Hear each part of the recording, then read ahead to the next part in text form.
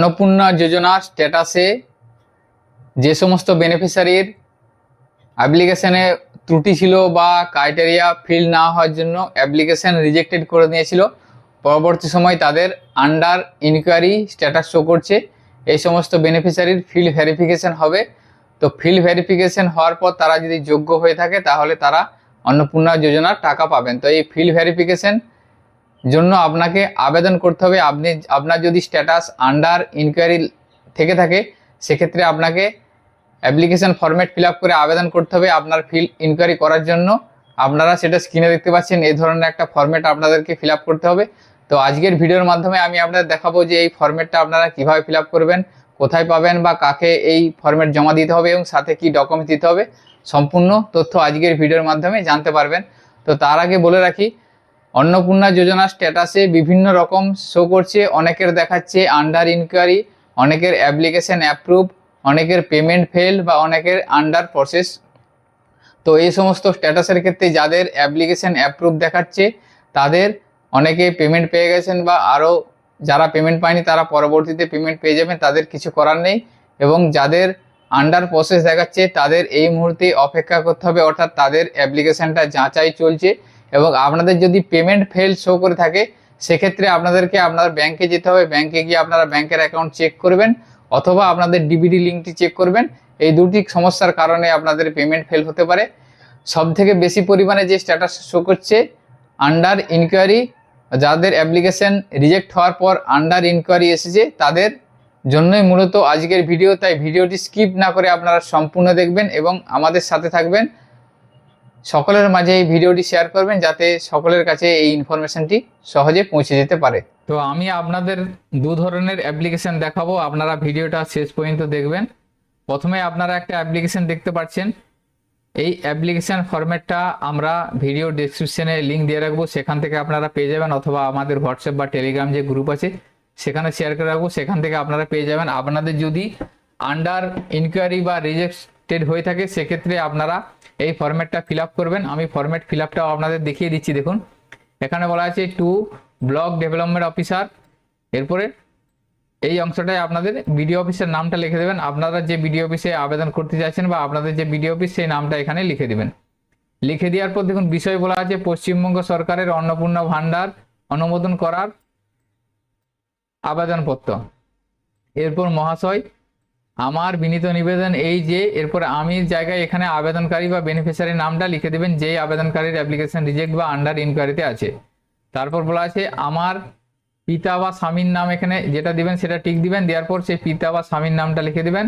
এরপর এখানে গ্রামের নাম লিখবেন, পোস্ট অফিসের নাম তারপর লিখবেন, লেখার পর এখানে গ্রাম পঞ্চায়েতের নামটা লিখে দিবেন।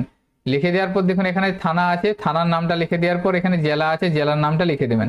লেখার পর স্থায়ী অধিবাসী হইতেছি আমি অন্নপূর্ণা ভান্ডারের জন্য আবেদন করেছিলাম, অর্থাৎ আপনারা যে অন্নপূর্ণা ভান্ডারের জন্য অনলাইনে আবেদন করেছিলেন, তারপরে আমার অন্নপূর্ণা ভান্ডারের আবেদন নম্বর বা আইডি নাম্বার, এখানে অনলাইনে যে আইডিটা আছে সেই আইডিটা আপনারা এখানে লিখে দেবেন।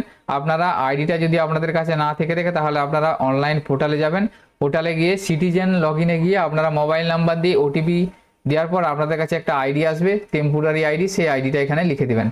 আমি এই প্রকল্পের যোগ্য উপভোক্তা হওয়া সত্ত্বেও আমার পশ্চিমবঙ্গ সরকারের অন্নপূর্ণা ভান্ডারের আবেদনপত্রটি রিজেক্ট করা হয়েছে। অতএব মহাশয় আমার আবেদনপত্রটি যাতে গৃহীত হয় আমি এই প্রকল্পের সুবিধা পেতে পারি তার ব্যবস্থা করিলে বাধিত থাকিব। এরপর এখান থেকে যে ডেট আছে আপনি যেদিন আবেদনপত্র জমা দেবেন সেই তারিখটা লিখবেন এবং প্লেস বা স্থান লিখে দেবেন। লিখে দেওয়ার পর এই ইতির কাছে এখানে আবেদনকারীকে সই করতে হবে। সই করার পর এই আবেদনের সাথে ওই যে অনলাইন যে আইডিটা পেয়েছেন সেই আইডির একটা প্রিন্ট আউট দেবেন এবং সাথে আধার কার্ড, ভোটার কার্ড এবং মোবাইল নাম্বারটা লিখে দেবেন। এই সমস্ত ডকুমেন্টস সাথে এই অ্যাপ্লিকেশনটা আপনারা নির্দিষ্ট ব্লক অফিসে জমা করবেন। ব্লক অফিসে জমা করার পর এখান থেকে দেখুন একটা অফিসে ব্যবহারের একটা অপশন আছে, এখান থেকে উক্ত আবেদনপত্রটি যাচাই করে দেখলাম উনি পশ্চিমবঙ্গ সরকারের অন্নপূর্ণা প্রকল্পের সুবিধা পাওয়ার একদম যোগ্য উপভোক্তা, এখানে তারিখ থাকবে। এখান থেকে দেখুন signature of field of inquiry officer এবং আইসিডিএস ওয়ার্কার, অর্থাৎ আপনারা এই আবেদনটি করার পর আপনাদের কাছে ফিল্ড ইনকোয়ারিতে যাবে, সেই অফিসার এই অংশটায় আপনাদেরকে ফিল আপ করবে। যদি আপনি যোগ্য হয়ে থাকেন সেক্ষেত্রে আপনাদের এখানে যোগ্য হিসাবে সিগনেচার করবে এবং নিচের যে অংশটা আছে রিসিভ কপি, এই রিসিভ কপিটা আপনারা অ্যাপ্লিকেশন জমা দেওয়ার পর আপনাদেরকে এই কপিটা দেওয়া হবে, এখানে অ্যাপ্লিকেন্টের নাম, আইডি এবং ডেট এবং সিগনেচার করে এই কপিটা আপনাদেরকে দিয়ে দেবে।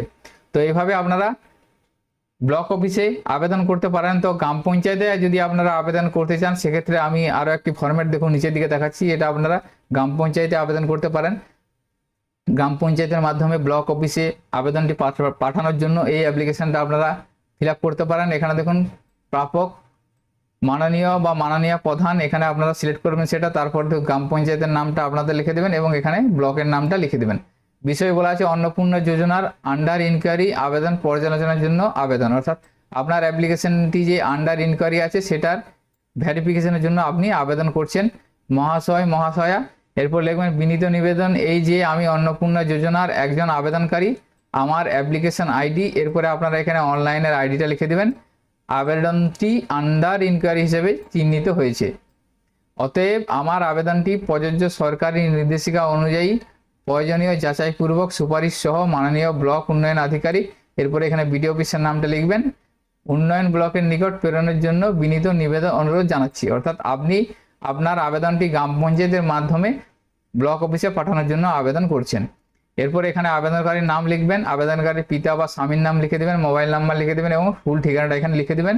লিখে দেওয়ার পর আবেদনকারীর এখানে সই বা বৃদ্ধাঙ্গুলির ছাপ এখানে দিতে হবে।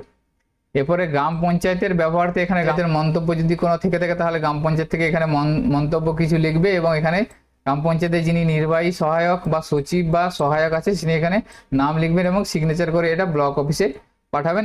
এইটার সাথে আপনারা সমস্ত ডকুমেন্টস দিবেন। আপনারা চাইলে সরাসরি ব্লক অফিসেও অ্যাপ্লিকেশন করতে পারেন, এছাড়াও পঞ্চায়েতের মাধ্যমে ব্লক অফিসে অ্যাপ্লিকেশন করতে পারেন। এই দু ধরনের ফরম্যাট আমরা দেখালাম যে কিভাবে আপনারা ফিল আপ করবেন। আপনাদের যদি আন্ডার ইনকোয়ারি বা রিজেকশন থেকে থাকে, যদি আপনার যোগ্য হয়ে থাকে, আপনার ফর্ম ফিল আপ সঠিক হয়ে থাকে, তা সত্ত্বেও যদি আপনারা রিজেকশন বা আন্ডার ইনকোয়ারিতে থেকে যান তাহলে আপনারা এই ফরম্যাট ফিল আপ করে আবেদন করতে পারবেন। এই দুটি ফরম্যাট আমরা সকলের সুবিধার্থে আমাদের হোয়াটসঅ্যাপ বা টেলিগ্রামে গ্রুপে শেয়ার করব, এছাড়াও আমাদের ভিডিও লিঙ্কে ডেসক্রিপশনে দিয়ে থাকবে, আপনারা সেখান থেকে পেয়ে যাবেন। তো আজকের ভিডিওতে এই ছোট্ট ইনফরমেশনটি আপনাদের সাথে শেয়ার করা ছিল। সকলের সুবিধার্থে ভিডিওটি শেয়ার করবেন। সকলে ভালো থাকবেন, সুস্থ থাকবেন, ধন্যবাদ।